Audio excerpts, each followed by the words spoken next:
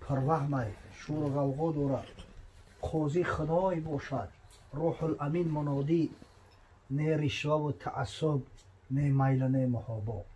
در اون روز قاضی حکم کننده پروردگاره، روح الامین حضرت جبرئیل علیه السلام ندا کننده، او فلانی فرزند فلانی نوبتی تو، فلانی فرزند فلانی نوبتی تو. در روزی که بین بنده و الله نه حجاب است، نه ترجمان است، در اونجا نه رشوه داده می شود، نه حیله کرده می شود، نه چرز بازی کرده، نه قوم بازی کرده میتونی.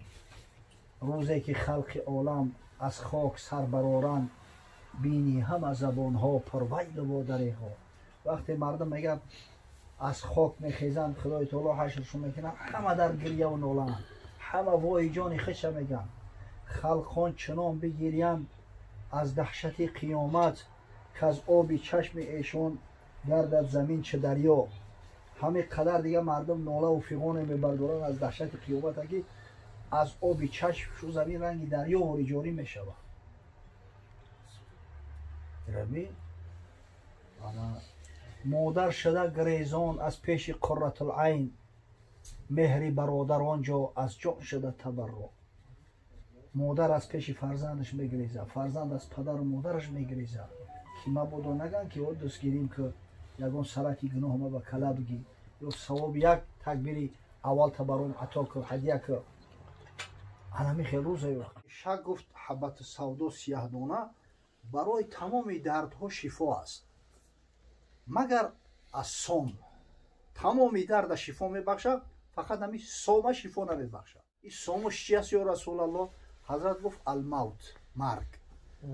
یعنی غیر همین مرگ سیاه دانه میگه در تمام دردها شفا است. سیاه دانه را در زبان عربی حبت سودا میگن.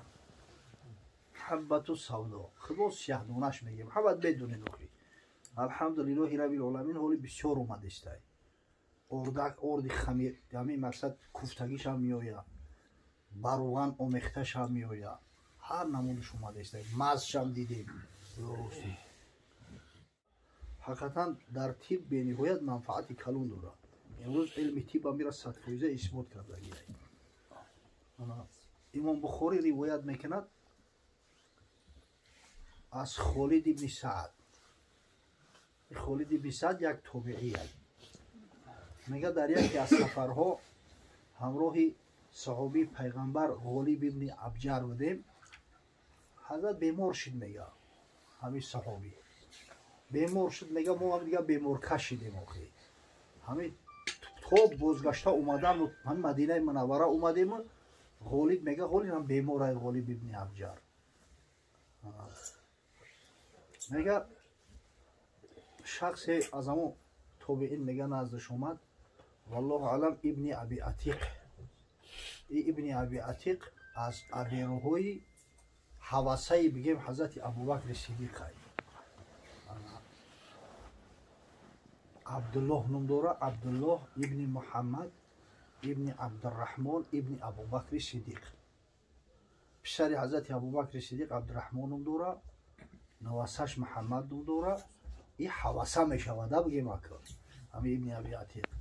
میگه اومدید که هوش نداره غالب ابن ابحر. بعد توصیه داد، گفت علیکم بحبیبت سودا. گفت این را محبت سودا انا سیاه دانه بتین.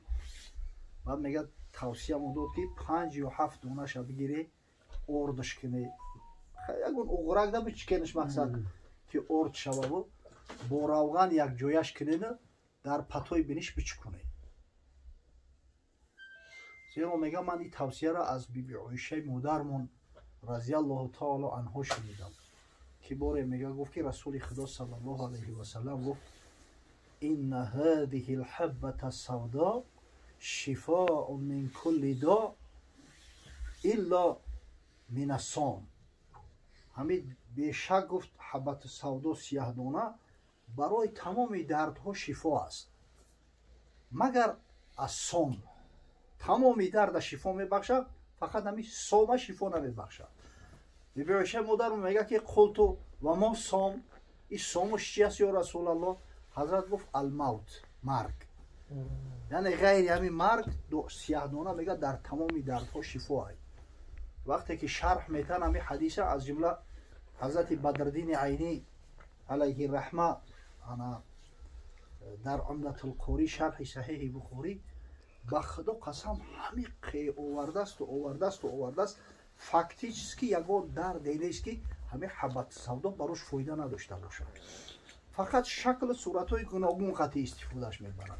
بعضیش به روغن ارالش میکردن، بعضیش به سیرکو، بعضی دردو در سیرکو در ارالش میکنند.